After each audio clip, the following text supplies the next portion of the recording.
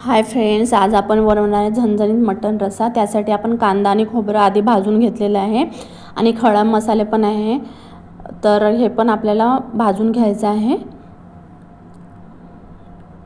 त्यानंतर अद्रक लसूणची पेस्ट पण तयार करून घ्यायची आहे आणि हे मटण स्वच्छ धुवून घेतलं आहे।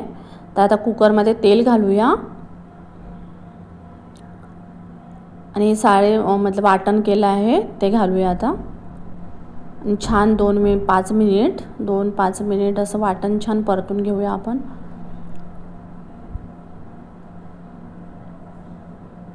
छान तेलामध्ये परतून घ्यायचं आहे।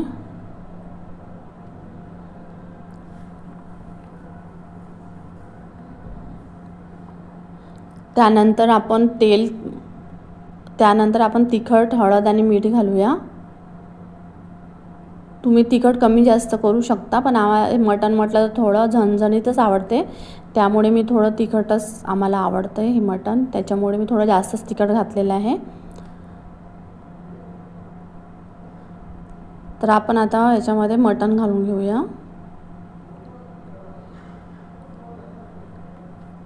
कुकरमध्ये ही लवकर शिजते मटण, त्यामुळे झटपट होणारी रेसिपी आहे। जर आपल्याला खूप वेळ असेल तर आपण असं गॅसवर पण एखाद्या भांड्यामध्ये शिजवू शकतो।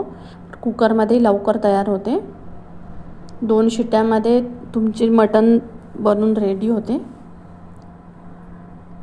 बघू शकता छान मसाल्यामध्ये आपण परतून घेतलेलं आहे।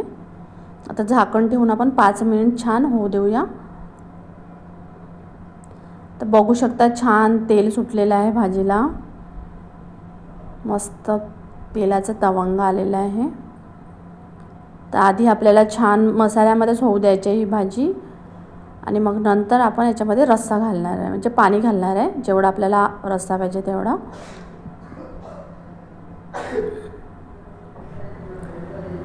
तर आता आपण यामध्ये पाणी घालून घेऊया।